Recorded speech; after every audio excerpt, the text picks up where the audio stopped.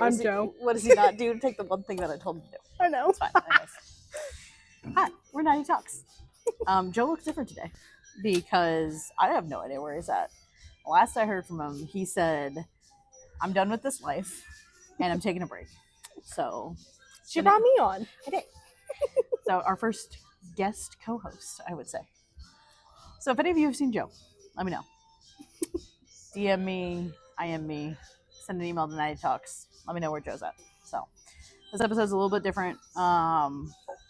We did a men and women's episode already. We got good feedback from that. So we wanted to make sure that we did something a little different and did kind of just like a women's episode. And then maybe eventually a men's episode, unless we get canceled.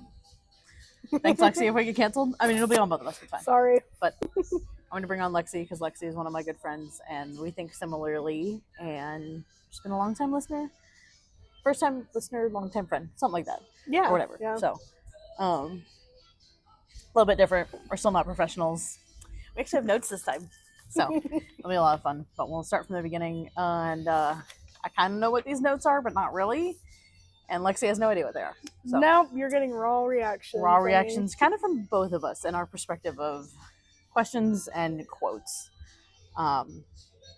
So the first one is, who is more romantic, men or women, do you think?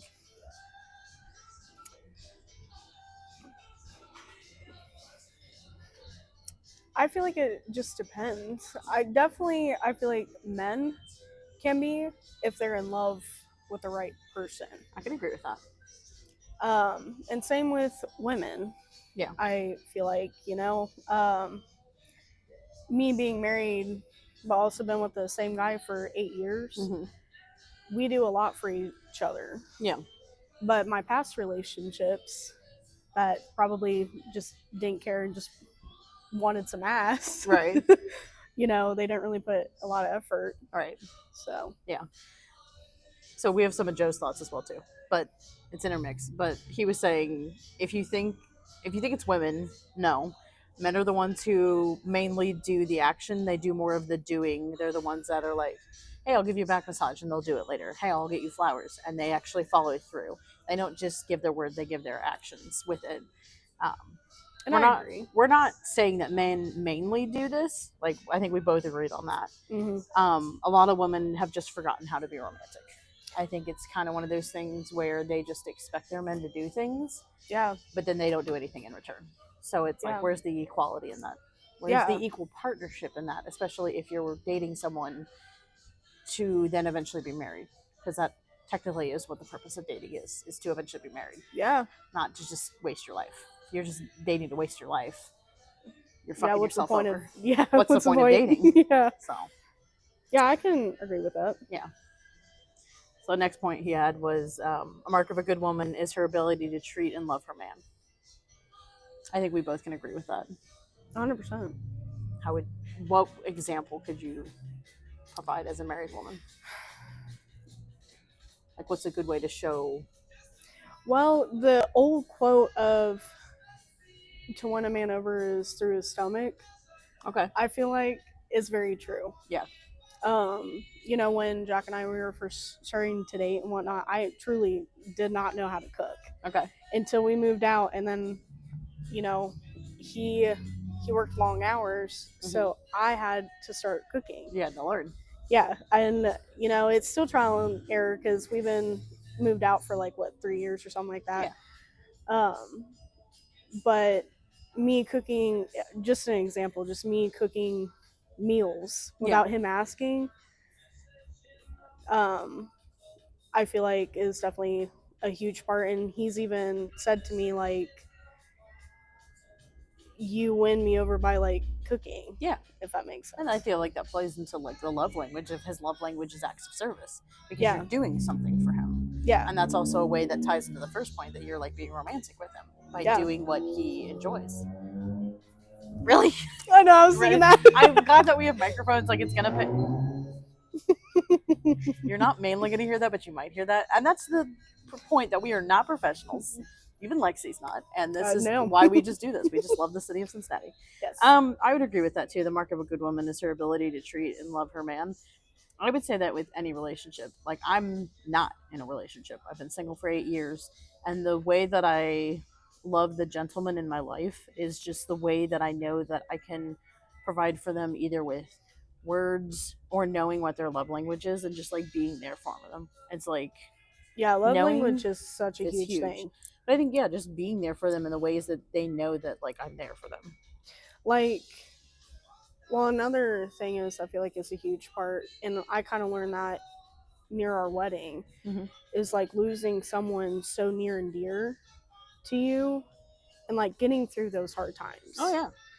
Like, I mean, I didn't lose a parent or anything, but I did lose a grandmother who was basically a second mom to me. Right. And that was so hard on our relationship, but he like he did a lot for me during that time because I was also trying to plan for a wedding. Right. Like, she passed months before we got married, and it was just Right. Well, like Joe and I are just friends, but when Kayla passed away unexpectedly, for that first week, he made sure to keep our routine normal so that my life was still normal, even though I just lost somebody near and dear to my heart. yeah. And same thing with like, I think my dad checked on me like a couple of times, but it's just like it meant a lot. And so like when Joe's life blew up in different ways that I've been in his life, I've always been there for him, and that's one way I show my love to him. So it's like, yeah. I also just realized that I forgot to grab something, and that'll be really fun when we get to that point because now then I have to get up, and they'll be like, "This is how we're professionals." And I'm going to end up saying that like a billion times. So, another thing was this isn't about gender roles. Reading's hard when someone writes really small. So, let me start over. This isn't about gender roles. This is about people being humans and how and having respect for each other and yourself. If you do not love yourself, how are you expected to love someone else? I really agree with that. Oh yeah, absolutely. Like, I'm very codependent on Jack. Yeah. But before we even started dating, like, we both came out of a very toxic relationship, and we had to learn how to love like ourselves before. You had to learn to properly love yourself before you two came together. Yeah. Like, you guys were together, but before you guys came together further down the road and very down the road, very long down the road, and before you came more serious. Yeah. No, I'd agree with that too. Because if you don't love yourself, then it's the same thing. If you don't pour into your own cup, how are you supposed to pour into others? And I think that's the same thing. You have to heal from past relationships as well as past trauma in order to grow in oneself. And there was something that you said that I was going to say something and now I forgot. It had, it'll come to me. You had to grow. You had to heal. I don't know, you probably covered it. It's all good. If you want a mature relationship, you have to be mature yourself. I know this is a crazy thought for some people, but when you have emotional intelligence, it is common sense. So I think that ties into the one above. With learning to love yourself, you have to grow in oneself, and you have to grow in all aspects, and your emotional maturity is a huge piece of that. Oh yeah. Because 100%. if you don't have emotional maturity, you can't regulate your own emotions. And granted, women have the upper hand of that. So as a woman, if you don't have emotional intelligence, that's where you're really fucking yourself over if you don't have that emotional intelligence. Because that is something I myself had to grow in after my past relationships, especially dating a narcissist. That was damaged severely because of the emotional abuse that I faced. I had to basically reinvent myself. And because I have the emotional maturity that I do, one, that's a factor in why I've been single for 8 years, because my standards are set so high, I'm not going to lower them down. But it also made me come to the realization that even though I thought I was very emotionally mature and thought I found somebody potentially, I realized no. Like, they're roughly around the same emotional intelligence level as me, but they're not matching me on that energy field. And if you can't match me on that energy field, then you're out. Sorry, I'm not gonna hurt. I don't care if I hurt your feelings, but like, no, not literally. wasting my time. I mean, that's even for friendships. Oh, absolutely. Like, it's not like even for like that's literally any sort of like male female friendships too. Right. I feel like, or even woman to woman. Oh, absolutely. Like that's friendships. why you and I are friends, or because we have that emotional maturity level that is very similar. Yeah, And we've helped each other grow in different ways. yeah, Like we don't hang out, like we don't get a chance to hang out a whole lot, but it's like anytime we connect back up, it's like no time is left. It's like we pick up right where we were at, yeah. which is the beauty of it because we're two fucking mature adults. I guess I'm going to be the one who's a little more angry this time because Joe's not here. Again, if you have any idea where Joe's at, please let me know. I'm not worried, but I'm a little worried. So, lost my spot. This is why we need each other. The person you are dating is a reflection of yourself. How you treat them is how you should be. How you should want to be treated. Do you want to see yourself married and have kids with this person? That is a hard question that I don't think people ask themselves whatsoever. Listen, hold on. Okay. Yeah. You want me to read it again?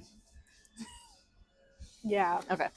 If you want a mature relationship, you have to be mature yourself. No, this one. No, we didn't read this one. You just read. Oh, that I did. one. Shit, guys. I'm sorry. This is why I need to be restrained. I've also maybe had a couple of drinks, so it's all good. The person you are dating is a reflection of yourself. How you treat them is how you should want to be treated. Do you want to see yourself married and have kids with this person? Is that how you felt when you first met Jack? 8 years ago. Think back. I know, 8 it's years like ago, 8 Lexi. years ago. Think back to when you first started dating. Were you like, yeah, that's the man I want to marry. I want to make babies with that dude. Oh my gosh.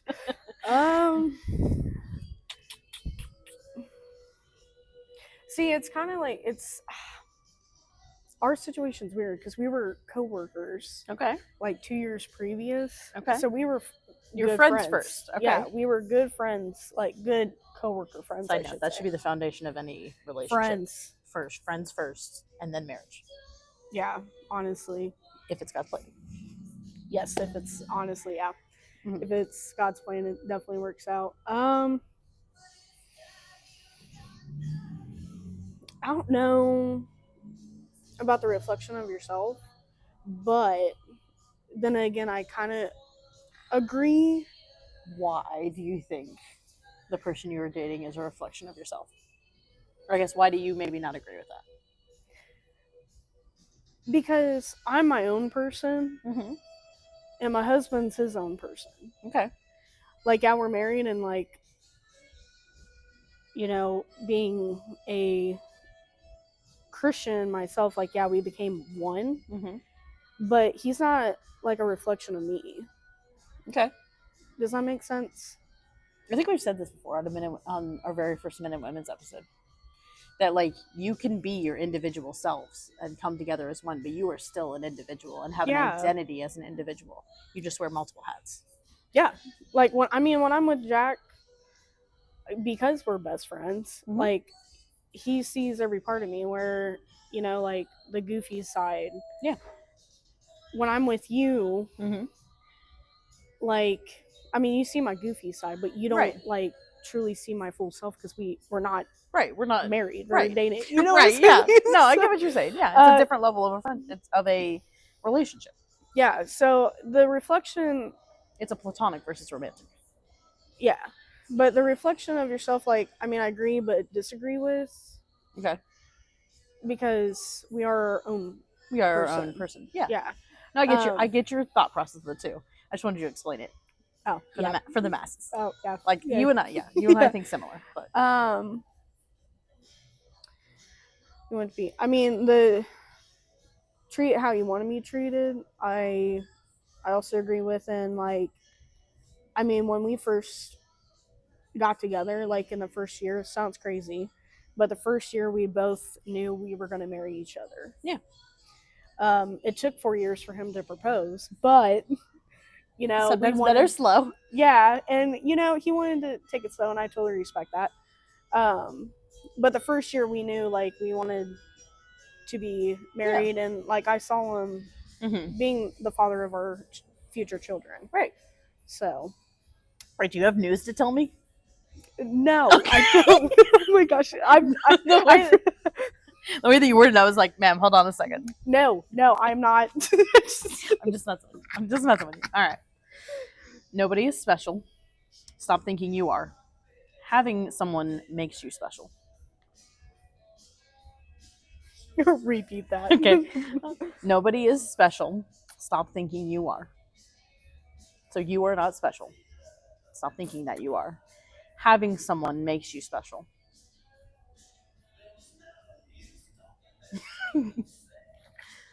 I agree with that.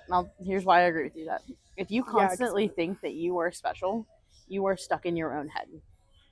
And if you are yeah, stuck you're in in your La La Land. you're stuck in your own head, you're in la la land, you are living a life of ego and pride.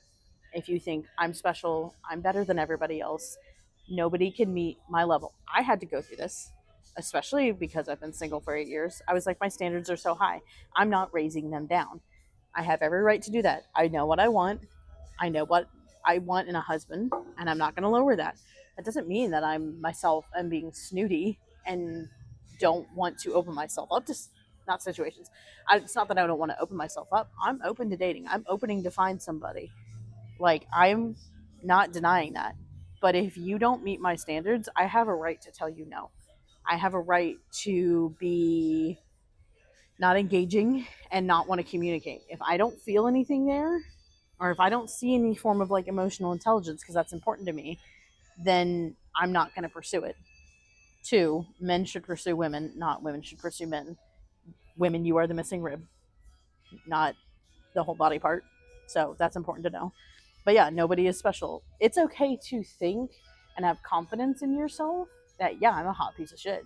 Like, I am a good person. I know I'm a good person. But when you let that get too far, it becomes egotistical and prideful. And So, like, no man's gonna want you. And no man is gonna.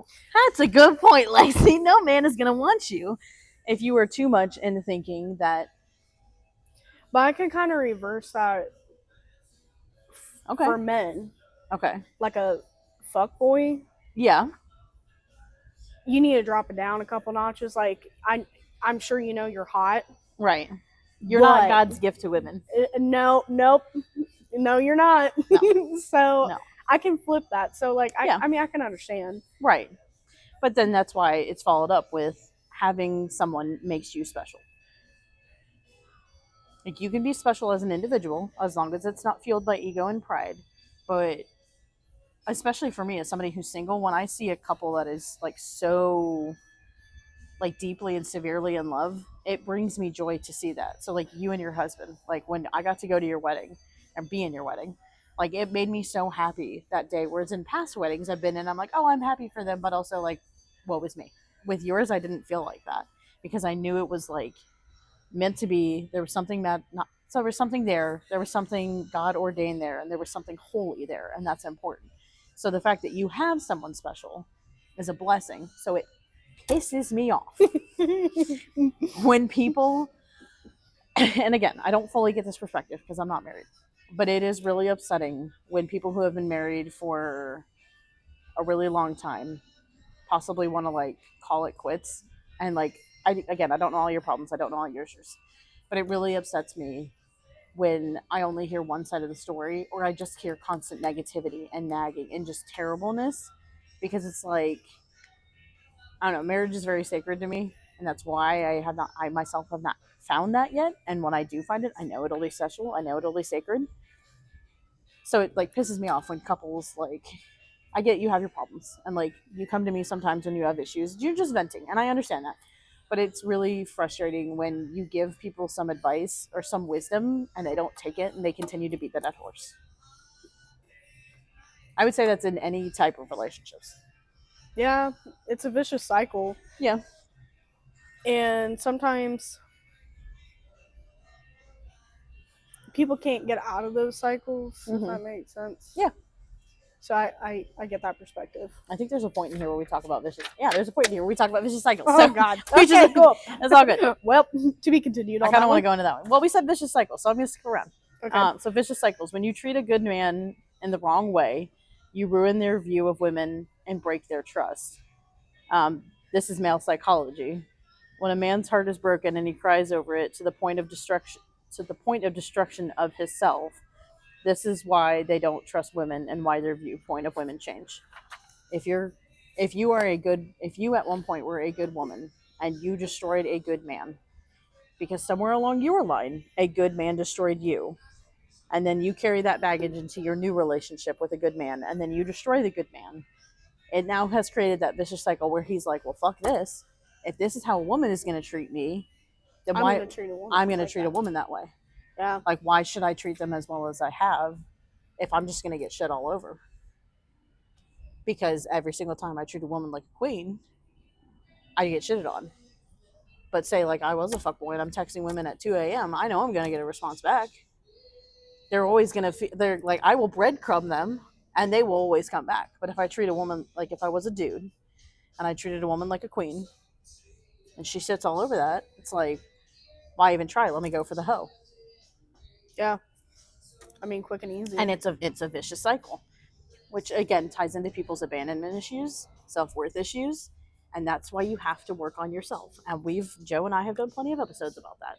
10 ways to be happy, all these life ones that we're doing, you have to work on yourself, which then ties back into our other point about loving yourself. Yeah. Because if you do not love yourself, you're just creating this vicious cycle. Yeah, not. I mean, not. I didn't think I was gonna be the one who's getting heated tonight. It's all good. Anyways, Listen, I try to calm myself. that's okay. We're keeping the energy. We're keeping the energy good. Since I'm a co-star. That's okay. First co-star. It's okay. We're not professionals, and we've been canceled before. So if we're canceled again, it's fine. Okay, well, Like, it's all good. The people fuck that matter it, actually watch us. Exactly. Thank you. We talked about, so nobody is special. Stop thinking that you are. Having someone special makes you special, which I would agree with that. Yeah. All right, women, ladies, all of the above. If you have, I'm gonna stop what I'm saying. please do, please do. I was about to be like, girl. All right, women. This is why Lisa doesn't drink. Women, please stop looking. Please stop looking for flaws in your man and realize he is accepting of yours. When you look for flaws in your man, you wrote men. When you look for flaws in your man, you will always find something. Everyone has flaws. You know, I was just talking about this with a special someone yesterday. Okay. Family. It's family. Thank it's you. Not, it's not. I was like, okay, She's near. we're near about to me. have a real deep conversation that you have a husband and a special someone. Family. Near Okay. and dear. Family. You know who Okay. it is. But You're talking about flaws with this family member. yeah, we talked about like we as women Mm-hmm. put certain people on pedestals. I'd agree with that. And if they start messing up, like here comes flaws after flaws after flaws. Mm-hmm. Well, reality is we as women have flaws, and it takes a mature woman. What, Lexi? We have flaws. I know, it's so crazy. Holy crap! But if a man said that, it's exactly. like that's it. It's a sin if they say it. Oh God. I feel like. Yeah. But I mean, Hell has frozen over if a man tells us we have flaws. Literally. But we do. Like, we're You're not absolutely perfect. right. No, The only one that's perfect, because I'm a Christian, was Jesus. I agree with you. And it took me years and lots of friendships, lots of relationships ending for me to quit putting people on a pedestal. Mm-hmm. And honestly, I'm so thankful for this life. Yeah. Now. I mean, it took me, I'm only 26, 27, Mm-hmm. but it took me I up agree to with that. I didn't start getting married, honestly. I didn't start realizing it until I was like 25. And again, that ties into my faith. It was after I was baptized and I came to have a more deeper relationship with Christ that I learned those things. Yeah. But we do have flaws. Yes.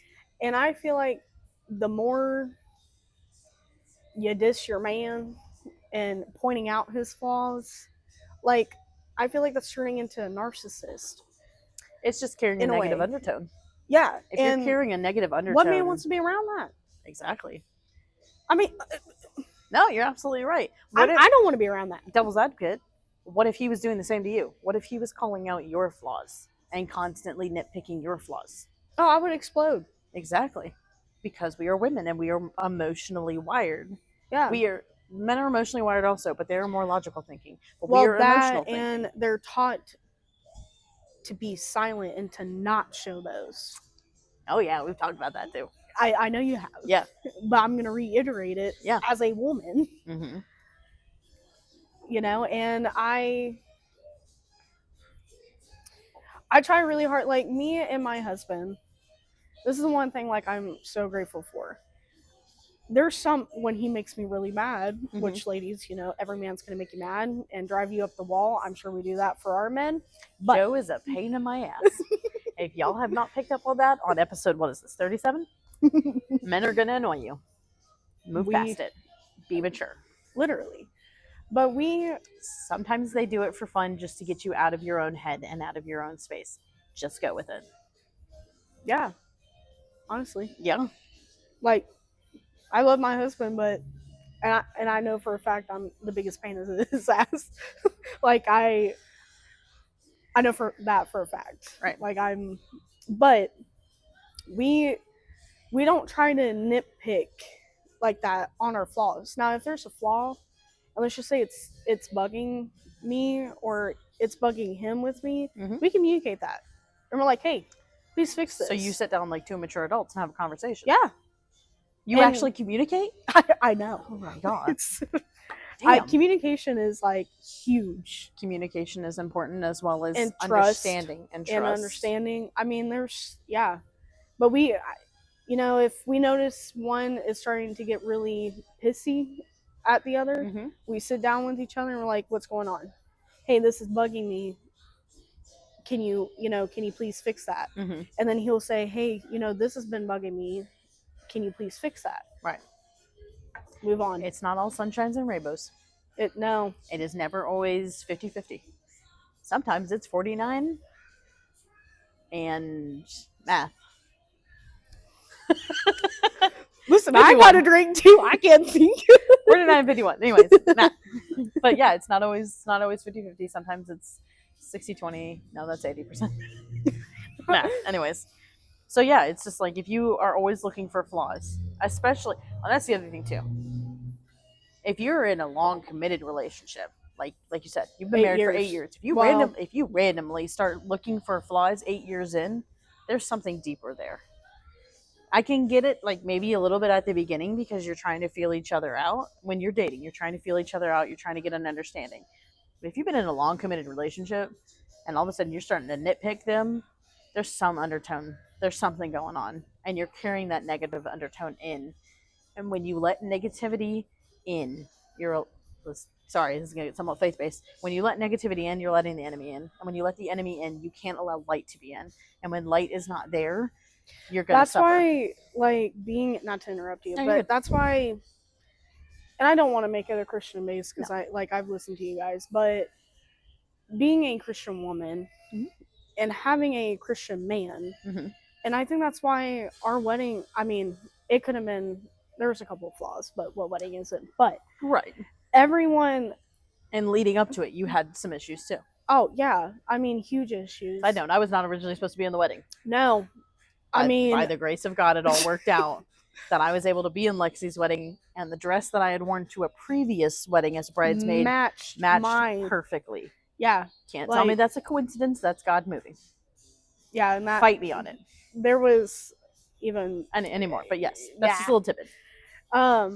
But I think that's why, and everyone that does believe in the Lord, when they went to our wedding and afterwards, just like you said, you can feel it. And I even told Jack after our wedding, I'm like, you can literally feel heaven, because we had so many family members in heaven that you can feel heaven in that room when we got married. Yeah. But it doesn't mean we, don't have flaws. No. Right. And it wasn't like it was like your wedding was like a typical wedding. You had a ceremony and then the reception, plenty of drinking, good times. It wasn't like it was like a church service. It was an enjoyable wedding that was a good time. Because I have, a couple of family, I don't You have family push. that aren't. Yeah, no. You and I both Like, don't. I'm not, no. I'm not gonna push it in your face. It's not our job. No. I plant the seed. Go from there. Yeah. Lead them to the And, water. Yeah. yeah. Yeah. Fun. Okay, so the next one says if you're looking for flaws, I already touched on this. If you're looking for flaws well into your relationship, you're forgetting why you were dating them in the first place. You should date to marry and be in love with them, not leaving them for their flaws. I definitely feel like the undertone, yeah. Yeah. Like Like, there is some case by case situations in that. If you are in an abusive relationship, run. that is a flaw of the other party, whether it be the man or the woman. You need to get out of that. Again, everything is situational based and case by case. But for the most part, yeah, you I feel like definitely in the case by case, and depending on you how should many date to marry flaws you find and how and negative be in you love. get, like another case I feel like would be, are you cheating? Like, Yeah. are you trying Are to you find all these actively, flaws? yeah, Because you're getting attention somewhere else? yeah. No matter, You're getting, this is gonna really piss people off. You're getting love somewhere else. yeah. Sorry, guys. That's not love. No. That's just attention, and that's somebody who's giving you the attention because you're not working on your issues in your marriage. Yep. And that's not to say that you're not working on the issues in your marriage. I don't know And everybody's it's a hard situation. topic, sorry, It is. but I had to It bring it up. is a very hard topic. Continue. Sorry, I don't know where I was going with that. It's a Well, hard I topic. don't like. It's a case by case. Yeah, it's but case by I case. feel like, as a woman, And this is dating and marriage. Like I know we're touching a little bit more on marriage, but that's because Lexi's married. But it's both dating and marriage. well, me way before my husband. Yeah. Like, anytime I saw a flaw, and like I made up flaws. Yeah. From an ex, because I was getting attention. Sorry, women, we're a little psychotic and we do make up flaws. Sorry, not sorry. I know I've done it before. I mean, I have too, and like I know I own up to it. Yeah. Like I'm not gonna hide it. We're two adults who are mature and you're gonna own up to we're gonna hold accountability. Yeah. We're gonna own our shit. Yeah. So I mean, even with exes, like I made up flaws because I was getting attention and love from someone else on the side. Right. So that's the only reason why I brought that up. It's a very touchy subject. It is, and that's the thing too. When you try to touch on things that are hard and start pushing buttons in people's life that make them uncomfortable, people hate being uncomfortable. Oh yeah. But you and I both know that is where you grow, in the uncomfortability. Yeah. Especially in faith. Yeah. Because if you don't there's grow so in many it, uncomfortable situations. You and I could go on stories and stories about how faith has made us uncomfortable and it has helped us grow. But yes, we digress. Yeah. Men and women both have different priorities. If a man is making you one of his priorities while managing his life, you need to be thankful. Yeah. Men are called to lead, and that requires a lot of them. Yeah. When he adds you to the mix, that should show you how important you are to him. Give him some grace and patience. I 100% agree with that. Why? Or how? Do you have like an example? Like, it's just like us with men. I mean, I definitely agree with Joe's perspective on that, because most men, I feel like, are just like straight and narrow. Like, it's, Like they're family, direct? like very, very direct. Okay. And if you get into that circle, I mean, it took many years for me I call it the totem pole. The what? The totem pole. The totem pole, okay. Of my husband's life. Okay. And nothing wrong. Like, I mean, when we got married, I share number one with my sister-in-law, but yeah, I digress on that one. I'm totally okay with that, because family is huge on us. Mm-hmm. It's important for the both of us. Yeah. And if a man, like, even for marriage, I feel like if a man wants you, he'll do whatever, and you should be thankful. Because just like us women, like, they can up and leave, but they're very direct, I feel like, or most of them, not all of them. Men. Most men, Okay. I feel like, are like that. I'd agree with that. I think society's changed it a little bit. Yeah, And that's why I said society has most. changed it a little bit because of the way that society has tried to change how women should be.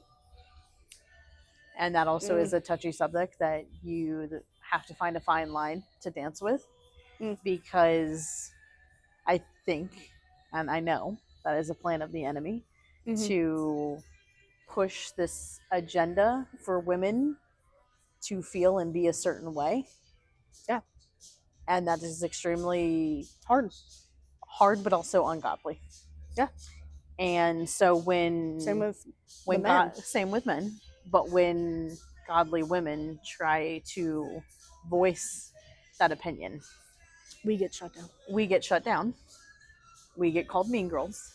Yeah. And we get called bullies, when all we're doing is speaking our truth, which we know is the truth. And that is a fine line that has to be danced. So that's where, yes, you're right. I think there is a shift happening, but I think it is going to be a very hard shift because of the way the world and the society is. Yeah, But it's that's taking why I was place. trying So to like figure out how there's to the word that. yeah, 'cause but it's like it's finding a way to word it without like saying the words, and that's where most of the time Joe comes in, and he's just like, "Fuck it, I'm going to say it." yeah. So, Well, you're not, but I'm getting there. But Yeah. Words, paper. But I do agree with all of that. Yeah, you have to give the man in your life some grace and some patience, Because when he makes you a priority in your life, in his life. Yeah, because you have no idea how many hats that he's wearing, and for because him to he want is to the integrate, leader. if he wants to integrate you into that life, and most men are very, like you said, most men shut down. Most men are very private. If he is Yes. inviting you into a very private moment in his life, and you do not respect him in that sense, He's gonna dump you quicker than no, I wouldn't say he's going to dump you, but you're going to cause a serious emotional wall wound and in a that. wall if he shares his deepest, darkest secrets. If he lets you into the most private areas of his life, and either one, you don't remember, or two, you just shit all over it, I don't feel sorry for you as a woman. No. You did that to your own damn self. No, like Just putting that out there. Yeah, like I 100% agree with that, because men. How can I word this? Not. I'm not gonna say that. Well, no, you can say it and see if I can word it in a different way. Most men are. I don't want to say bred, but they like are grown. Most men are up. Yes, Yes, growing up. Yes, Okay. That's why I said I don't want to bread. like. I was like, well, when you said bread, I was like, food. I know. Yeah, I know. What But they're definitely wired. Most men are wired to be quiet to and like to shut down and not express themselves emotionally. Yeah. So when they express themselves emotionally and you shut them you down, have got to be grateful for you that. have to be grateful and allow him the space to speak. Yeah, you're the way that you react as a woman to what he tells you that is something emotionally deep, and you don't react in a way that is kind and loving. It's it can. This is where I get pissed off, because I've seen it. I've seen it, but also like just from personal experiences. I'm so grateful for that. Yeah. For him to be comfortable enough around me to open up. Like, that is why anytime. Like us women, we can look at me and Lisa. Right. Like I can tell you my whole life story. You know, like we talk, like we gossip. Mm-hmm. You know, we do everything. Like we talk about everything. Right. Men don't do that. Right. I can pinpoint a time in my life, even with their own parents. Yes. So I can pinpoint a time in my life when one of my best guy friends told me something very traumatic that happened to him, and I made sure that I allowed him to speak as long as he wanted to. I gave him I pushed out that loving energy so that he knew that he was safe.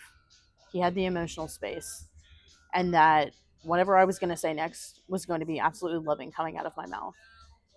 After we had gotten off of the phone, I bawled my eyes out. One, because I'm an empath. Two, because I hurt so much that he had gone through that traumatic experience.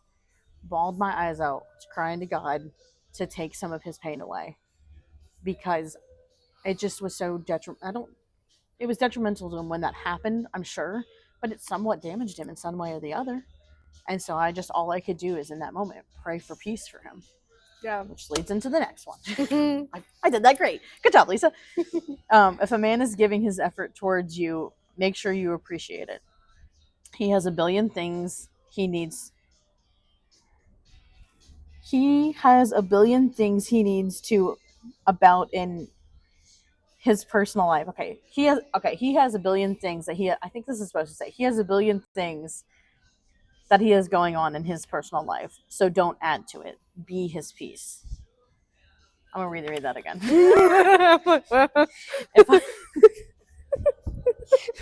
This is also just a combination of my typing and all of the fun things. If a man is giving his effort towards you, make sure you appreciate it. He has a billion things going on in his personal life, so don't add to it. Be his peace. Which again ties into men are very personal. They don't tell you everything. Two, men should not tell women everything. As a provider, men should not tell women everything. As protectors, men should not tell women everything. There have been situations where Joe and I have been out filming or doing something, and he's very observant, and because he's very observant, I'm sure he's kept his eye on things. Actually, that happened one time. We were out and about, and there was some guy smashing car windows, and he's like, "I'm going down to my car. You call 911 and go stand over there and don't move." Part of my brain wanted to be like, "I want to be included," but I was like, "No, you need to listen." Because he's going down in the garage. What if the guy is somewhere near his car? You don't need to be around when that happens. I needed to trust him in that situation. So being a man's peace, you need that, especially when they're in protective mode. If he's in protective mode and you're somewhere around, especially if you're his wife, he can't focus on protecting you because he's also worried about you. Men have tunnel vision. Really. So, and especially fight or flight mode. Fight or flight mode, exactly. If you're somewhere in the vicinity, he can't fight the thing he needs to and protect you. He needs to trust that you're going to be there, like whatever, like you're doing your thing. You listened to him, yeah, and did what he said, and not cause it to be more of an issue, an added thing to his list. He knows that you're peaceful, you're fine. Let me go attack this thing head on. Whatever it is. That's an example. There's definitely certain situations like that, for example. Mm-hmm. Yeah, I'm listening to my husband. Like, I'm a stubborn mule mm-hmm. when it comes to certain things, but when you got to know your person. Yes. So when I see a certain look he gives me, what do you need? Mm-hmm. Like, what do you need from me? And like, I'm listening to him, especially in those frightful situations. Would you say before you met Jack, or even like the beginning of your relationship with Jack, you were like stubborn as a mule? Oh yeah. Yeah. Yeah. And that has slowly died down? Yeah, he has softened me a lot. Okay. Over the last 8 years. So you've been able to step more in your femininity? Yes, and I absolutely love that. Which is how it should be. Yeah, because I grew up with very dominant women. Okay. And it's like a genetic thing. It sounds stupid, but it's very, very genetic. Okay. Like, you put all of us in a room, I'm surprised no one has punched someone else. Right, yeah. Type deal. But,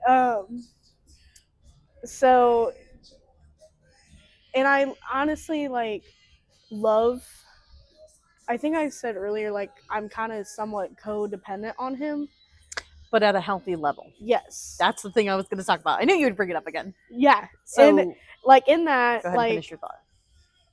I am very codependent on him, and he's codependent on me.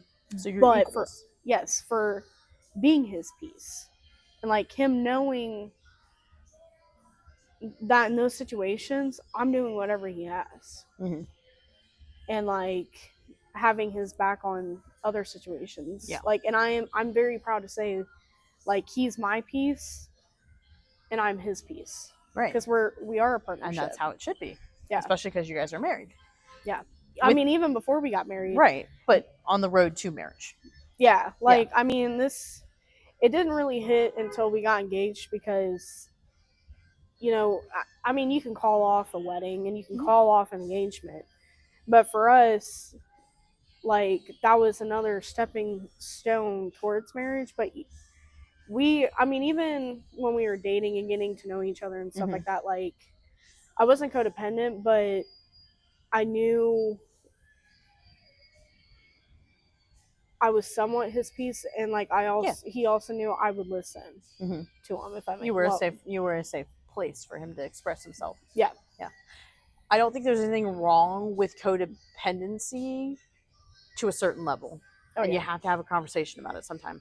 That is a conversation Joe and I had to have as best friends, because we didn't want to get to a level that was unhealthy and to a point where it was triggering both of our attachment styles. Yeah. Because if it was triggering our attachment styles, then we weren't being able to be authentically ourselves and be able to be honest with each other.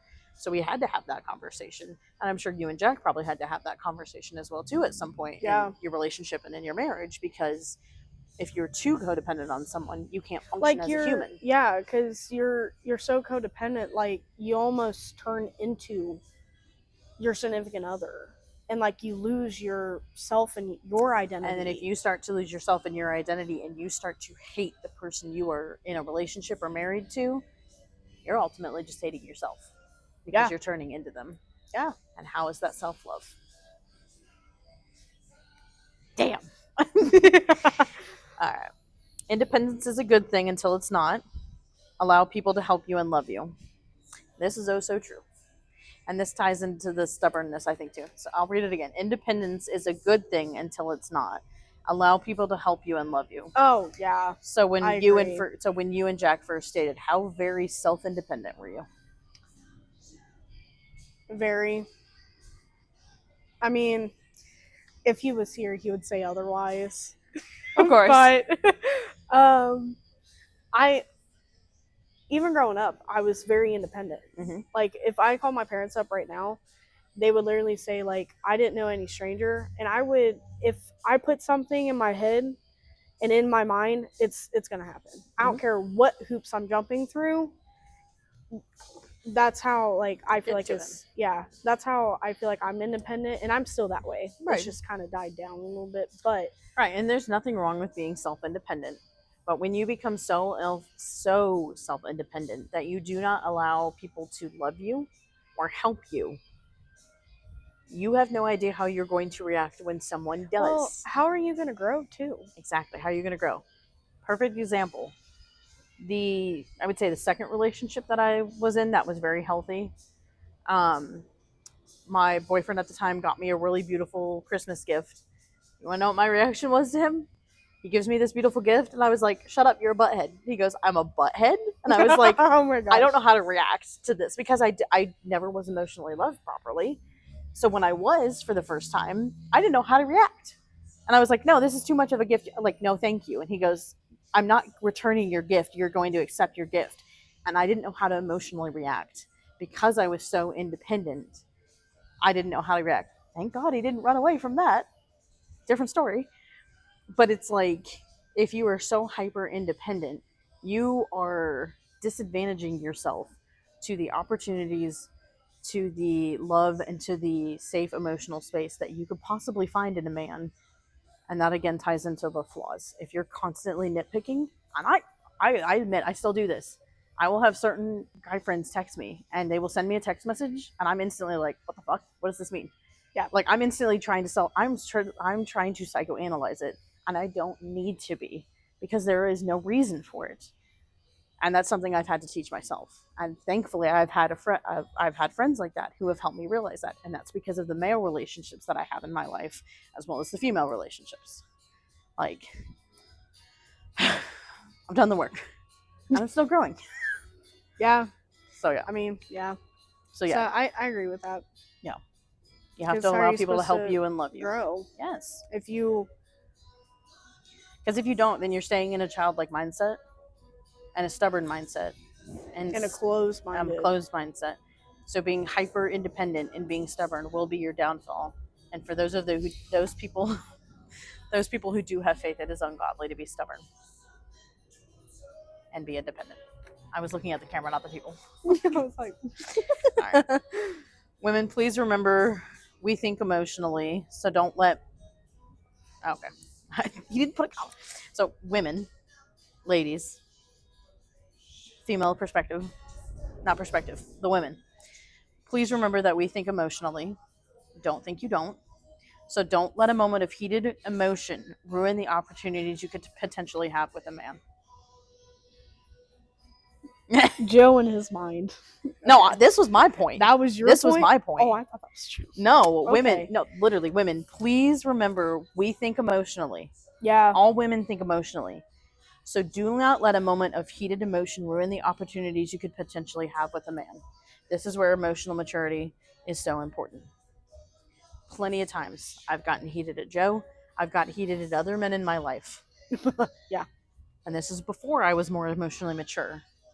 I would sit in it for hours and then be passive aggressive at that man. See, that's where you and I differ. Okay.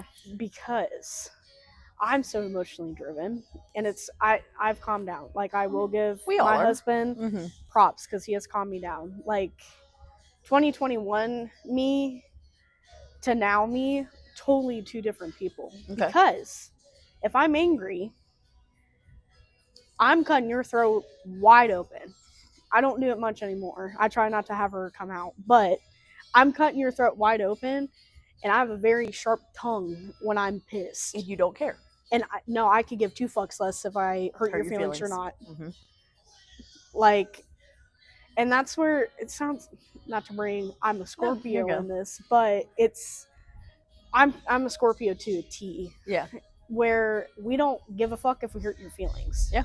But if you win us over and we're such loyal people. Mm-hmm. But it takes one good time emotionally to piss me off. Right. I'm cutting you wide open. Yeah. Delete, block, I don't care. Have a good life. Yeah, I can agree. That's where you and I are different. I am very patient and very kind. But when I am done, I am done. If you do something to me, and this is in any form of relationship, at some point, if I have tried to make peace with you and I get no type of response back, and I have tried to make peace and I get nothing back, this is something I had to learn within the last year and a half. I'm done. Blocked, deleted, pictures gone. Yeah. If you want to apologize to me, you come find me in person and we have a conversation. Yeah. If it involves another party, that person also needs to be there because you technically need to apologize to them as well. Yeah. Because if I was removed because of guilty association, that's not fair. And I'm well aware life is not fair. But if I am very kind. You are. I'm very lucky to be in your corner. I have a very high patience level. I do now. You do now. I always have. I think Yeah. I am learning a little bit from you as well as others that it is okay to feel angry and to allow that out and with the right people. Because I was always taught like you shouldn't express your anger. Your anger is a sin, which is not true. There is righteous anger and then there's human anger. I don't know. Yeah. But it is okay to express yourself. I have learned that with healthy relationships. It is okay for me to express how I was made to feel. And then whatever their response is their response. I need to somewhat care about their feelings, but not a whole lot. So you're right. That is where you and I differ. I'm still like she does not come out often, but right. And I wasn't even raised like that. And that's just me being me. Like my parents have always said I got a very sharp tongue when I'm angry. I think that's not my issue, but that is what I have too. I'm very patient, but when I am pushed to that point, I'm fucking lethal. And don't push me. I tell people. I mean, I think I even told you this when we first became friends or something like that. Like, don't push me to that limit because once I'm at that limit, I don't care. There's no return. You're burnt. You're scorching the earth. Yeah. But that's how I am. I'm very patient, but when I get to that point, I get to that point. And because my love language is words, I'm gonna cut you, and I'm gonna cut you bad. and Yeah. you're going to know it, and you're going to sit in it, and you're going to feel like a parent. You're going to feel like a parent is talking to you and they're disappointed. Nobody wants to feel like that. Like, No. I will cutthroat you bad. Don't believe me? Ask Joe a couple times how much he's pissed me off. He's gotten to that point. Yeah, I can call many people. Not going to, but Exactly. But in return too, even crying, like being just, we're so emotional. We're emotionally wired. Like we can talk for hours on that, yeah. Just on that one alone. But again, that's where emotional intelligence really plays in. Like, I can get heated and I can know instantly when I'm getting heated and be able to word my words correctly. Like, hey, I'm heated, but I need a minute. I'm not mad at you. I'm mad at the situation. Just give me a minute, because of my emotional maturity. And that's because of where my mental health is at. Well, even when we were coming down here, I literally told her, I said, you're going to have to give me a minute to process some of these. Yeah. Like, this is literally a raw reaction, but if I'm not talking, it's because I'm processing. Yeah. And I even when I'm angry now, I just not shut down, but I'm like, I got to calm down, give it a day or two, and then I'm going to come back. Right, because you don't want to react out of emotion. No. And say something that you're going to regret. Yeah. Or say something hurtful. Which just shows, again, in just the maturity of oneself and just how you've mentally grown. Yeah, because I can call my cousin up right now. Right. Be like, hey, can you remind me of 2021? I mean, she would call me. Like, if she needed backup, yeah, she would call me up. Lexi. I'm not kidding. Like, all my friends, 2021 Lexi, that, like, my friends were there with me, or even just anybody. I didn't care who I'm hurting. Right, yeah. And whose feelings I'm hurting. Right, yeah. But now I'm like, okay, well, I can't really, I'm mid-20s. Like, at some point, you have to grow. Yes. No, absolutely. Like, grow up, and, like, right. No one's worth my inner peace. Bingo. It's very true. That's where yeah, absolutely. And with that, hold on a second, because this is the thing I forgot. Check, see if that's on. Is it on? What? Did I do it right? You did it right. Yeah, you're good. Where's the other one? Okay, there it is. So on the notes, it says Magic Mind, and you're like, what the heck is Magic Mind? So there's 4 of these. These are take a look. So what Magic Mind is. Is this what you were setting me? Yes, this is what I was talking about the other day. So what Magic Mind is, and Lexi has no idea what it is, and this is why I brought her some. So Magic Mind is a wellness shot. It is purely like vitamins. There are some holistic mushrooms in it, not the psychedelic ones. Calm down. Okay. You want my glasses? It helps you have a sharper mind. It lowers your stress, calmer energy. You can take it cold, or you can just do it regular. It's got a little matcha taste to it, so it's not bad. It's not terrible. I lost my train of thought. Sorry, got distracted. I highly recommend it. I've gone like 1 or 2 days before and instantly noticed it when I don't do it. So I'm giving 2 of the regular ones to you to give it a shot. Yes. Let me know what you think about them. Okay. Either take them together or take them separate, and let me know if you notice a difference. Are these the same ones? Those are the same ones. Okay. These are the sleep elixirs. The sleep elixirs will knock you the fuck out. If you struggle with insomnia or sleeping, listen, I've been sick, so exactly, these will help. It is non-habit forming. Same thing. It's got ingredients in it that are helpful to fall asleep. Ashwagandha is one of them. There's some other vitamins in it too. Take it 30 minutes before bed, and it knocks you out. Helps you stay asleep. Okay. It gives me really weird dreams. I love it, but I've been having very vivid dreams on them. But my thought process is it dreams or is it visions? Exactly. So, highly recommend these 2. So, give those a shot. Take them in the morning. Take them whenever, because it gives you energy as well, too. I got to do college all day tomorrow. There you go. It's got caffeine in it, too. Okay. So, I highly recommend those. I'm giving you 2 of them both. Yeah, you're good. Yeah. Okay, well, all of them. They're both for you, yes. So give them a shot. Let me know what you think.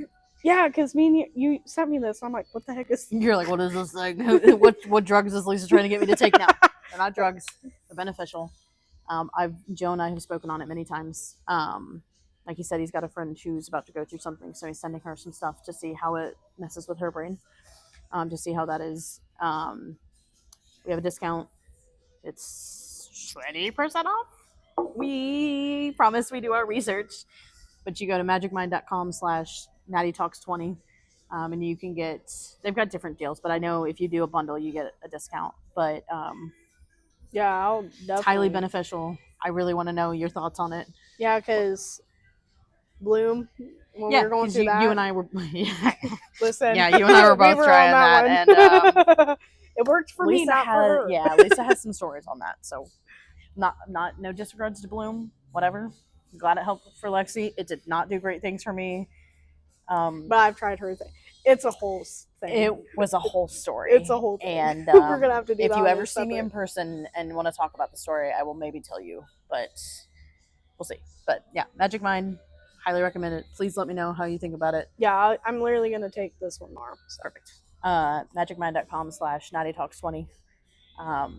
Let us know what you think. If you have purchased any Magic Mind and you want to tell us your thoughts, tell us in the comments. Let us know. Who doesn't want a discount on stuff that makes you better in life, whether it be vitamins or more vitamins in a liquid form, which is better for you. And it's a shot. It's real quick. Yeah, that one tastes, like I said, that's a matcha. This is little. It's it's literally a shot. So the matcha, and then the one is like a lavendery. So I think I like the sleep ones better, but don't take that during the day because then you'll get drowsy. And there's for me, there's a window. Like I have to take it within 30 minutes before you go to bed, and then I have to fall asleep. If I don't, I'm wired, and I will be up for the next 2 hours, and then I'm screwed. And I'm like, dang it. That. So Magic Mind, make sure you take it. All right. Continuing on, the mark of a good man is not just in how he loves you. It is in the security and protection he provides. It is how he takes care of. He said you all, I said y'all. It's how he takes care of y'all the way takes care of you all the way around. Damn it. Which means all areas, physically, mentally, emotionally, and spiritually. I'm gonna read that again. Because that was a lot and I got distracted. I don't know how I got distracted. The mark of a good man. It is not just in how he loves you. It is in the security and protection he provides. It is how he takes care of you all the way around, which means all areas, physically, mentally, emotionally, and spiritually. Ma'am, I need you to take that right now. No, listen, it's fine. I didn't get a nap in today. That's okay. Probably why. Ignore me. I'll allow it. I 100% agree with that statement.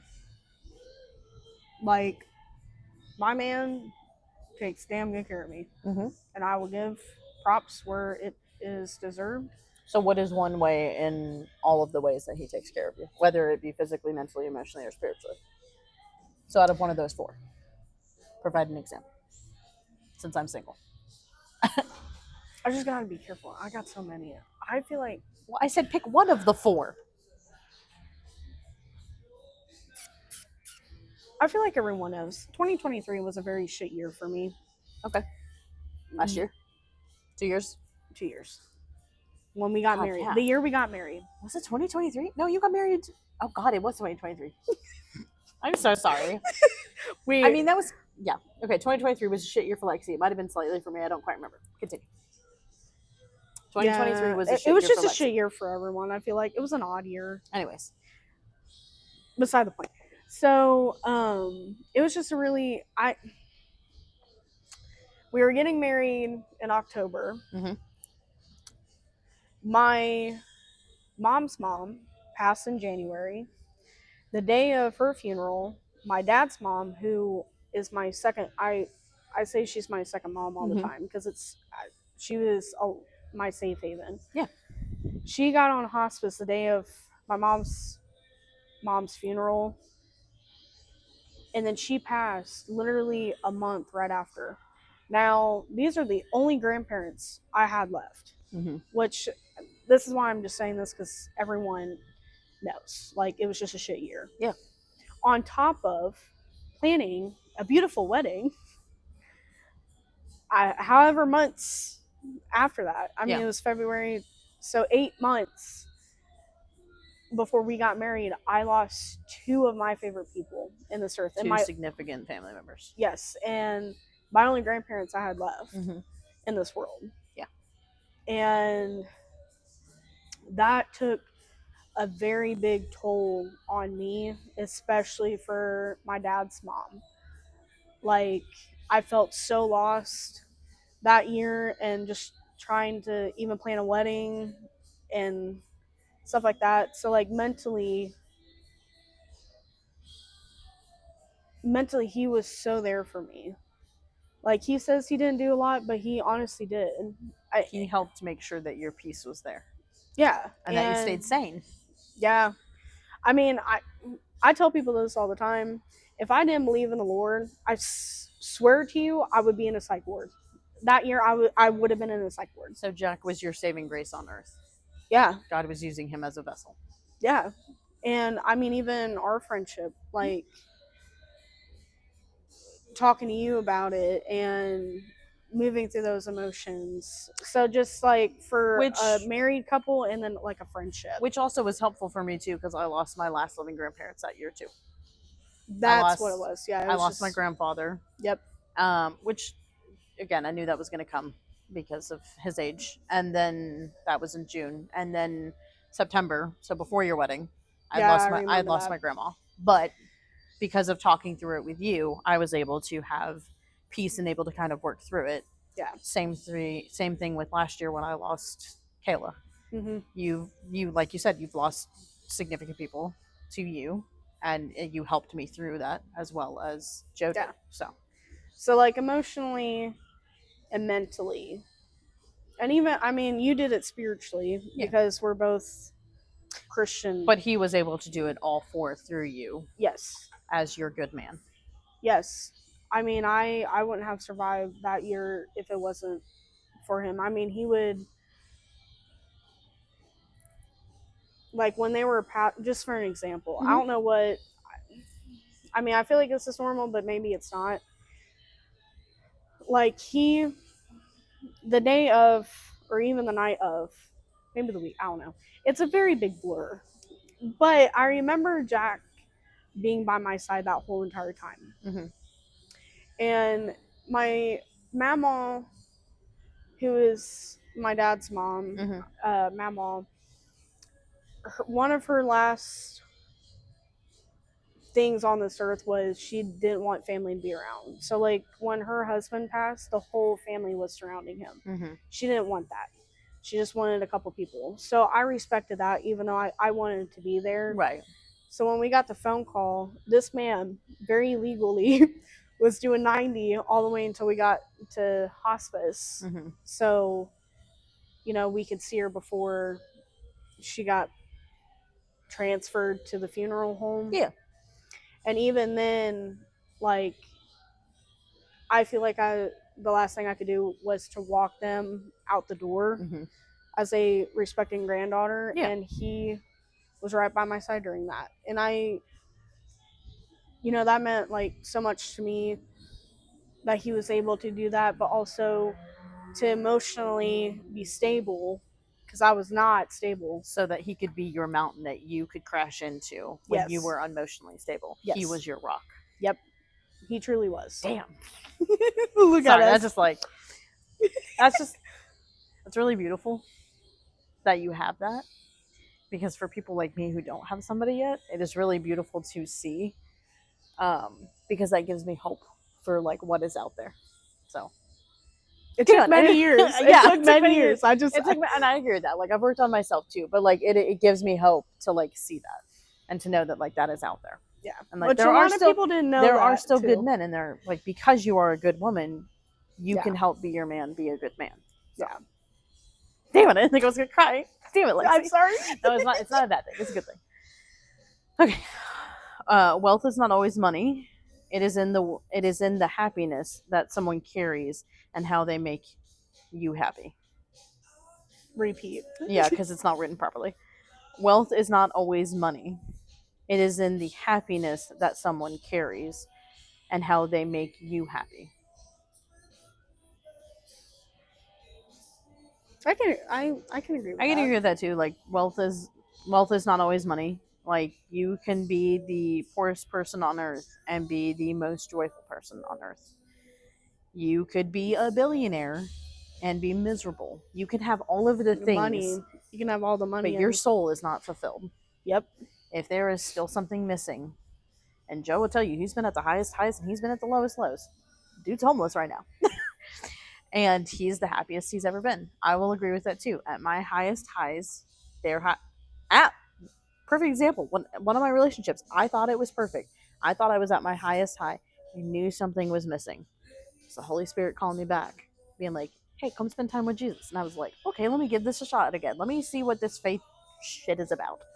And then my life hit the fan, and I was like, "Well, this must be rock bottom. If this is rock bottom, the only way I can go is from up." So that is very true. Wealth is not always money. yeah, It is in the happiness that someone carries. If your soul is happy, you are going to project that.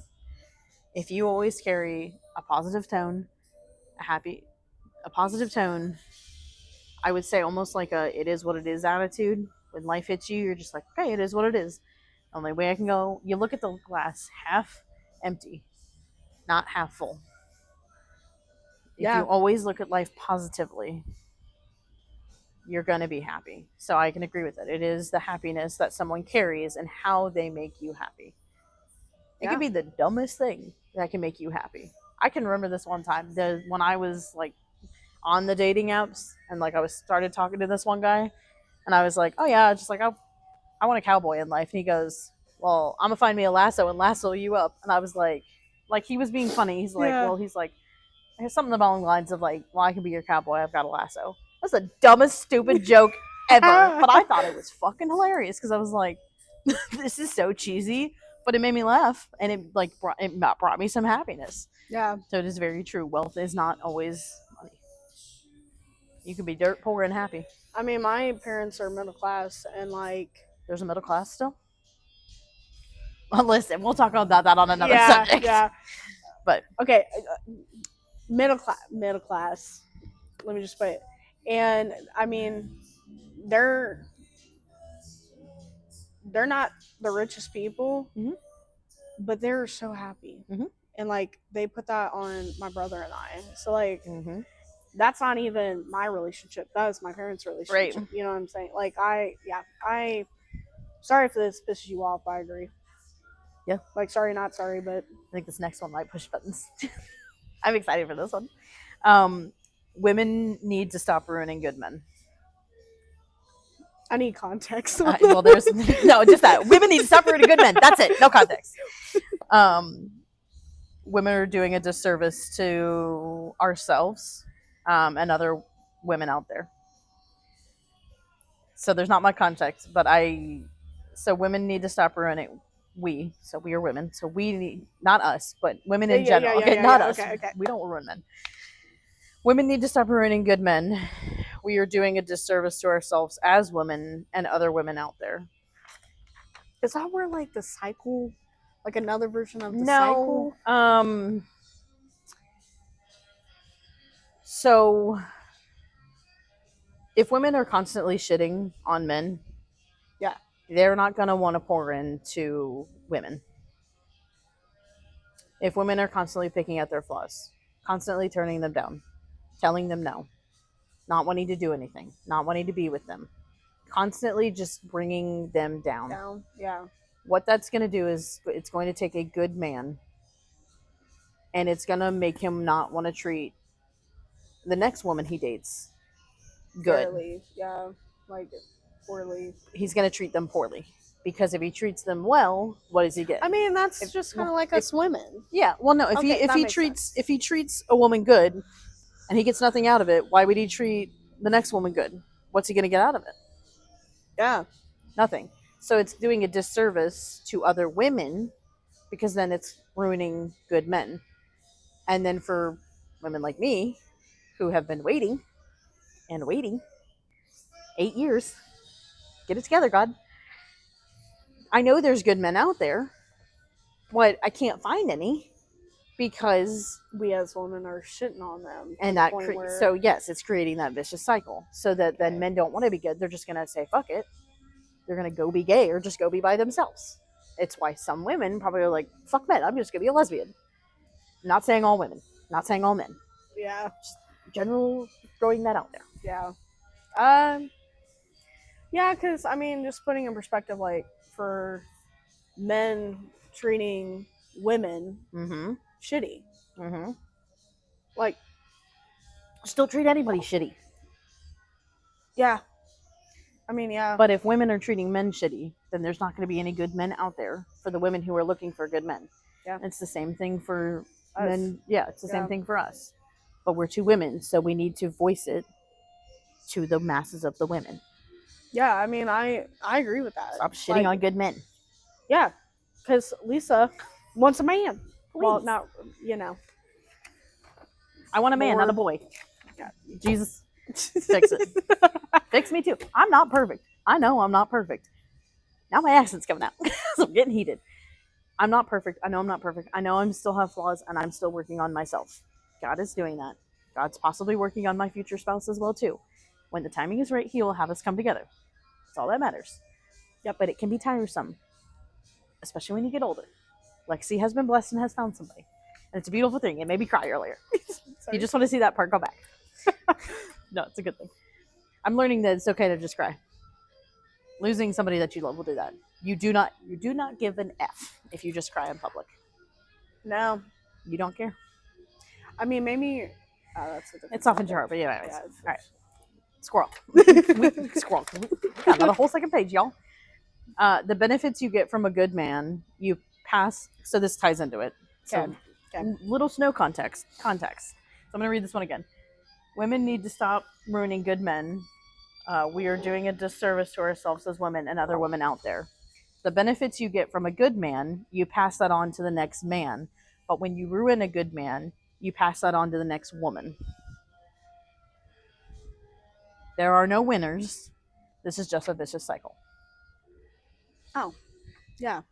Yeah. So that's what it is. The next man, because the benefits you get from a good man, you pass that on to the next man that you're going to date.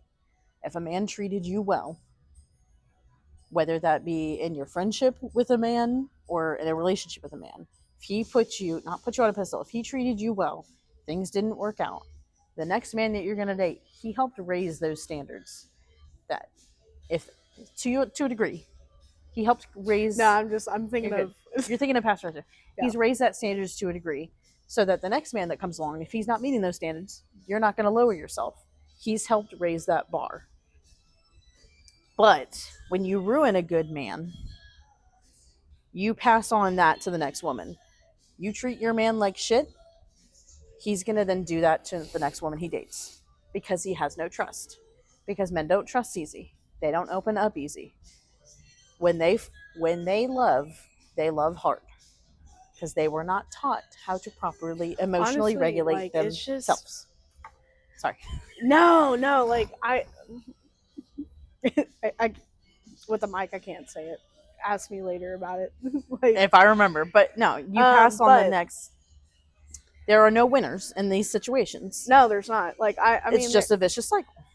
It really is, and at some point, either the man or us ladies, we got to break that. You have to break the generational curses. Amen, sister. Or even just the vicious cycle of us treating men and men treating us like shit. Mm-hmm. Like at some point we have to take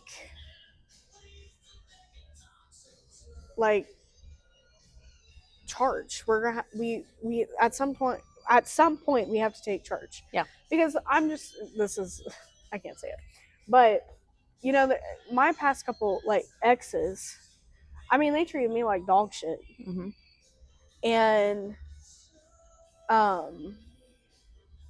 my last one before I got with my husband, I mean, he absolutely tore me up.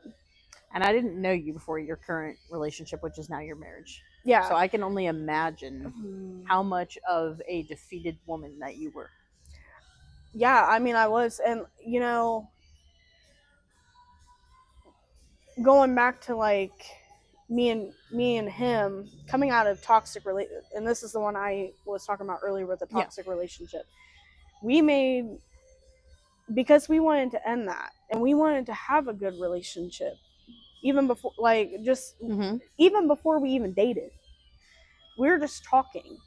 We made a building block of not like rules, but like a building block, A foundation. and a foundation of our relationship.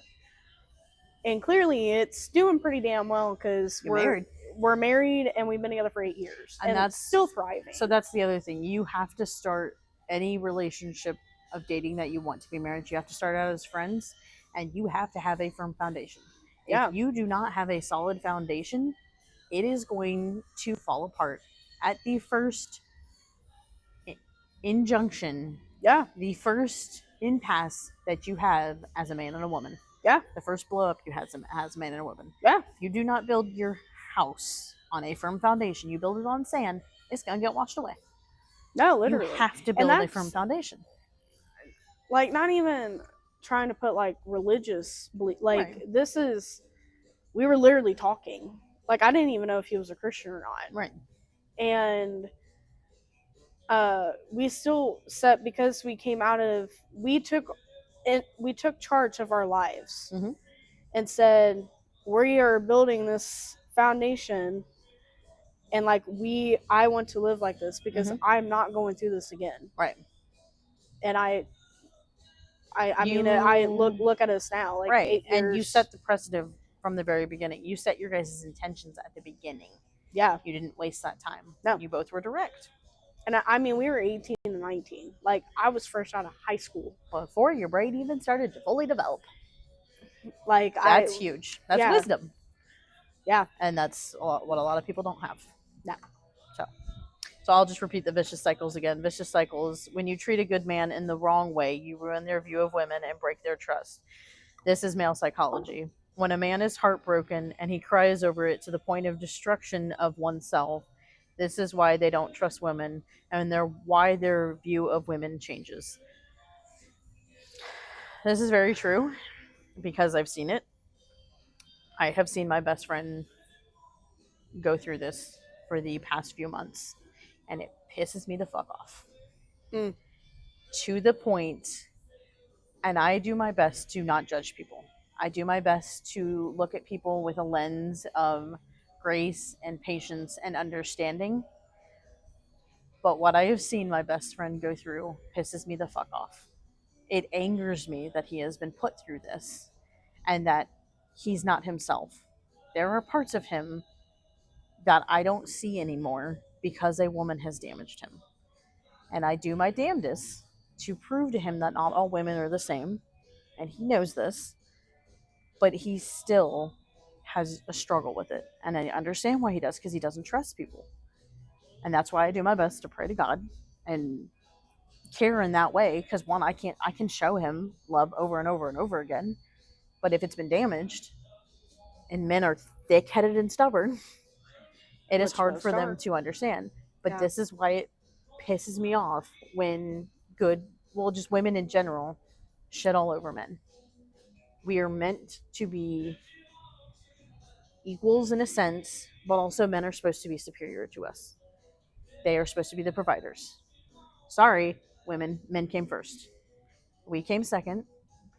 Yes, because we came second, we are the greatest gift to men, because we also give life. But men, it is extremely frustrating. Yeah, either way, men. And I'm not even fully like letting my frustration out. I will say, I was with an atheist. And even I let him lead me, because men are supposed to lead. Like, we can say we are equals, which me and my husband are equals. But at the end of the day, he has the last say of what we do as a family. Because that is how the matriarchy is supposed to be. Yeah. Now, like, God, husband, wife, kids. Yeah. And that's what I was going to say. Even when we have kids, dad's going to have the last say. I mean, and that's even how I grew up. Like, Mhm. like, who has the last say of the king and queen? I feel like it's the king. What about in a game of chess? Ooh. Okay. Well, either way, I feel yes, like but you are correct. the man has. I feel like Mm-hmm. has the last say. Just plain it like that's hard, and I'm That's sure hard truth. I'm sure you're probably gonna be like, get this bitch off of this podcast, No. but I mean, it's truth. And it's the fact that it's not just me saying it. Joe has said it, but it is another person who y'all well. have never Listen, met I'm a before. woman. That too. I might be a guest, but I'm a female. Telling you, the man has the last say. When you are in a very, this is why I'm getting heated. Committed. When, not even that. When you're in a very committed, but also like you're good with your spouse. Mm-hmm. Like, you know what I'm saying? Yeah. No, but yes, I understand what you're saying. No, keep going. I understand what you're saying. Okay, like he will have the last say. Now, I will say this because Jack, on big decisions, he comes to me asking for my opinion, Mm-hmm. and like depending on what I say, he'll do. Right. And that I feel healthy. That's what I was going to There say. you go. A healthy relationship. Mm-hmm. Like, but at the end of the day, you know, on those big decisions, I might have my opinion, and he may or may not disagree. But at the end of the day, he the male, he is the head of your family. Yeah, he has the last say. Yes. Yeah. No, you're absolutely right. Mic drop. Yeah. No, because when you break a man and he just does not trust anybody, some of the views that he probably has of women, this is how Goes to shit. And he's like, well, why do I even care? Well, this is how men view women after their heart has been broken. Yeah. And they don't give their hearts to anybody. No. Waste of time. Yeah. Waste of money. Mm. They'll never be able to trust women again. No. They're touched. Women they view women as useless. Waste of time, waste of money, useless, and they don't useless, and they don't trust. You get a man to a point of that being heartbroken, that just when he sees a female walking down the street, he's like, oh, waste of money, waste of time. Doesn't even see that person as a person. I mean, it's kind of like us being like, once we're done, like cutthroat. Yeah. Well, and that's like, the thing. Don't give a shit. And you can't get mad at a heartbroken man for feeling this way because a woman put him in this position. He didn't. And it takes so much time to you have him. to be, because men are women. Men are very patient, way more patient than women are. Yeah. Like, yeah. we think that we are patient, but men are so much more patient. So much more patient. So much more patient. So you have to remember that a woman put him in this place to get him to the point of like heartbreak and just not even caring about another human being. That's scary. That's psychological. That is psychological. That's terrifying, and that's just heartbreaking to think that a woman has put a man in this place.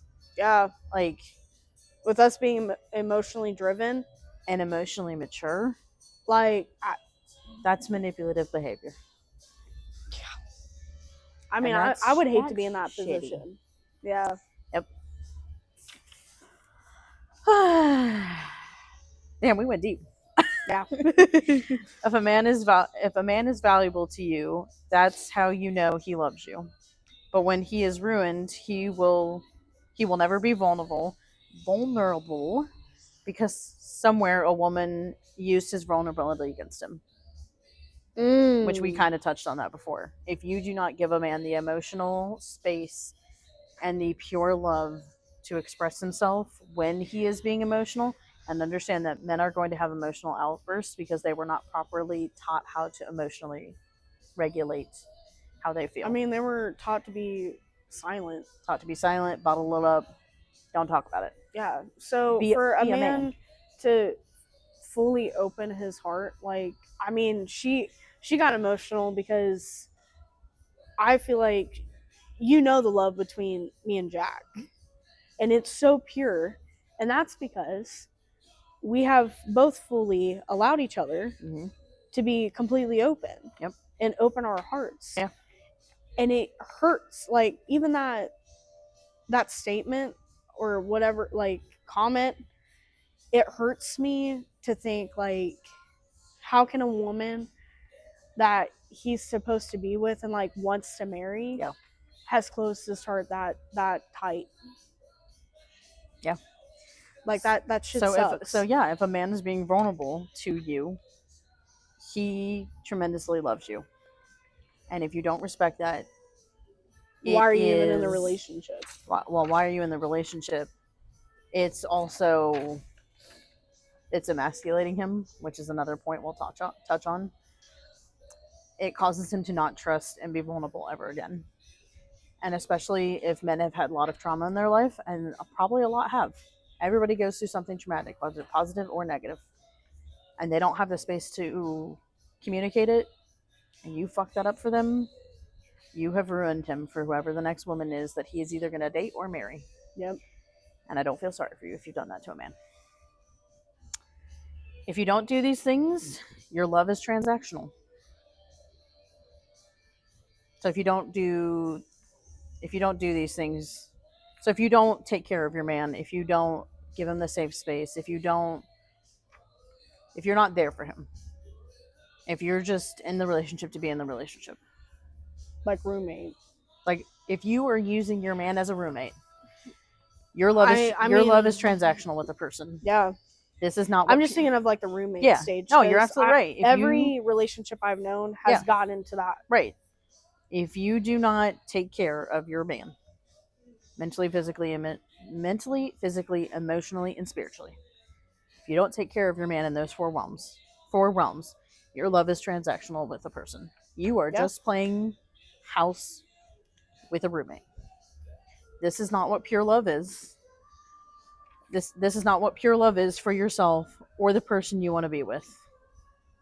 No, because you can't be your full self. But yeah, I realized what this is. So, in parentheses, if you can't do these things, your relationship is transactional, and that is the furthest thing from what love is. So, if you're not taking care of each other mentally, physically, and emotionally, but if you are not taking care of the man who is supposed to be the head of your household, if you're going to date and then marry, your love is transactional. You're just it's useless. There's no actual love behind it. Like, and that's why I kind of bring up like the roommate stage, because every long term, I don't want to say most couples through the motions. Yeah, most couples that I know, and this is just coming off of me. It's not like you're speaking from personal experience. Or some experience. They have gotten into the roommate stage where it is just transactional. There ain't no love there. You both are getting up, going to work, taking a shower, just going through the motions. Cooking dinner, and then you're going to bed. Don't even kiss each other goodnight. Say I love you. Where's the romance? Point blank. And most of the time, when you get like that's when you're stagnant. Yes. And that shit sucks. I mean, we've been in it. I mean, you've been together for 8 years. Yeah. And we've been living with each other for 3. Yeah, you go through ebbs and flows. Yeah. And normally in that season, when we get like that, it's because we're both like just busy. But because we've already been in that stage, we know what it's like. So we sit each other down and we make it intentional to go on a date. Priority. We, try to get off the phones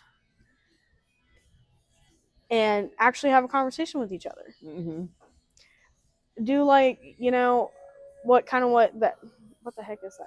The actions, sorry. The like actions, like me cooking dinner. Like trying to get back to that romance. Yeah. Not like the roommate. There was something that I saw somewhere, and I probably saved it. It's like every 2 weeks you go on a date. Yes. Every 2 months. Go ahead. That's what it is. Every 2 weeks you go on a date. Okay. Every 2 months you go on a weekend getaway. Every 2 years you go on a week vacation. Or something like that. Yeah. So true. When you get into that roommate stage, you have got to do that. And Jack and I will say, it, at least once a year, we do like a weekend getaway to the Smokies, Mm-hmm. or we take a full vacation somewhere. Mm-hmm. Like, my parents wanted us to go on a cruise, but due to me being in school, Mm-hmm. we weren't able to do that. Didn't work out. But Here's the other thing with that. If you set that at the beginning of your marriage, so this is, and you can do this at any stage, but say you're newly married and you don't have kids yet. You set that at the beginning and you keep it a habit and then make it a, even with kids, like, well, I mean, no, if you, before, no, I'm saying, I'm yes, yeah, but even with kids, but if you're newly married, you don't have kids, you start that, you make that a solid thing, you make that a habit, you make that part of your tradition. Just, you start that as just the two of you. When kids then become involved, you still do those things as just the two of you, so that, yeah, you're wearing your hat as a mom or a dad, but you can take off your hat as a mom or a dad and put back on your hat of being a husband and wife. Yeah. Regrow that intimacy in those 2 weeks, 2 months, and then 2 years. Yeah, that's what I was kind of going off of. Yeah. So true. And it's understandable. Life gets away from you. Life happens. But if you set those things precedent and those happens, see how much your life is going to flourish. Well, that, and you're showing your kids.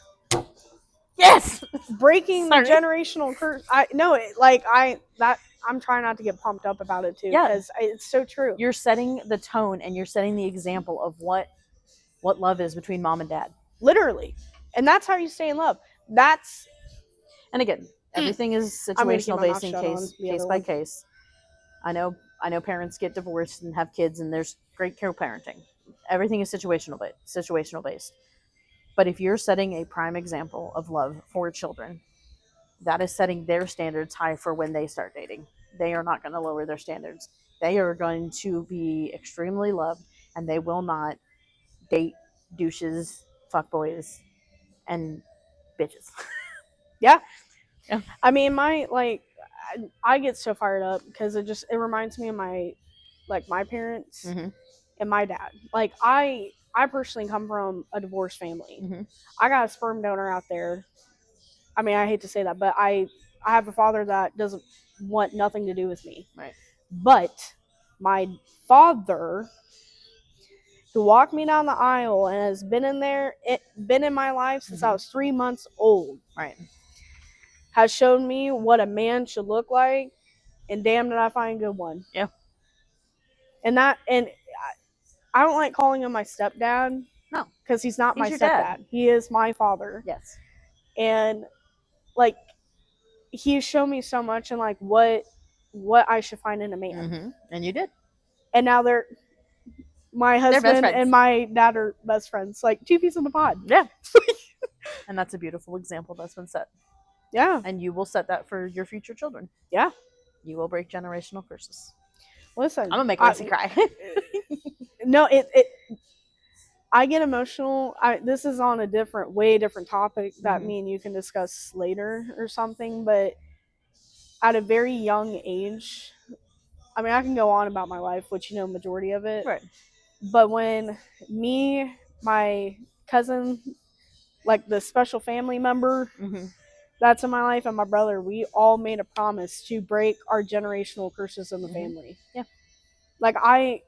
I love talking about my life. Oh yeah. Because of breaking that shit. Yeah. And you're doing a great job. Thank you. Yeah. So it's that's when I get fired. And it's important, and that's why it's important to be a good woman and to not shit all over good men. Yeah. Because when a woman leaves a man with no warning, you are emasculating him.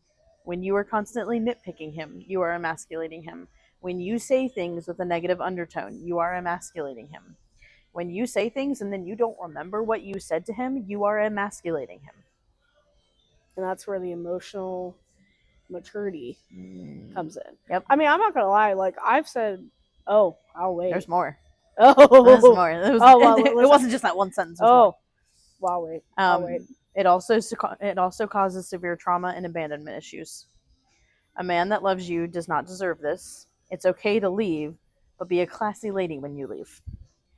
Don't do it over a text message. Don't do it over a phone call. Be an adult and break up with somebody in person. You look, but I can say that for men. A lot of men. Yes, but we're speaking as two women. I know. Two women. Yes, ladies. Listen. You would want a guy that you're dating, because we've all talked about it. Let's just be real. You want the man, like, you bitch about when he breaks up with you over text. Why would you do the exact same thing? Like, you dated him, and I'm sure you loved him in some capacity. Why can't you give him the proper respect to break up with him? Respect. Why can't you hold yourself accountable? Yeah. It takes two to tango. Like, I'm sure you have flaws that he has seen, but he's staying with you. Everybody has flaws. Yeah, there's no perfect person. Everybody has faults. And you know that the rest fired me up. It pisses me the F off. You can't do it to my face. You can't be an adult. I mean, for God, even the cars agree. Like, for God's sakes, do it over FaceTime. That's, to me, that's face to face. That is face. You're seeing my eyes. Here's the other thing too. Most of the people who watch this are in a range of at least older than 21. So there's a good range. You're a fucking adult. You're older than 21 and you're acting like that. If you're a woman and you're acting like that and you break up with a man over a text message, I get it is situational best. I get it is case by case. Yeah. We are just speaking like if it is a good, healthy relationship, like even or for a general relationship, friendships. or even for a friendship. But we're mainly speaking on like relationships. If you're an adult and you break up with somebody over a text message or a phone call, You're and a little not in bitch. person, You are a little bitch. You, like Lexi said, are a little bitch. Like, you're not being respectful to yourself as a woman. No. Like, and you would not want the man to do the same thing. Who's supposed to be a leader. I mean, I couldn't tell you how many times women have bitched about someone breaking up with them over the phone. Mm-hmm. So why in the hell would you want to do that for a man? Exactly. It's the same respect. Exactly. Cheers to that, Lexi. Yeah. Yours is empty, but that's okay. One more final point. I will let Lexi read it. Love always wins. Yes, it does. Yeah. It's very true. And why do you think love always wins? Since you're a guest. Why do you think love always wins? Speak it with your chest.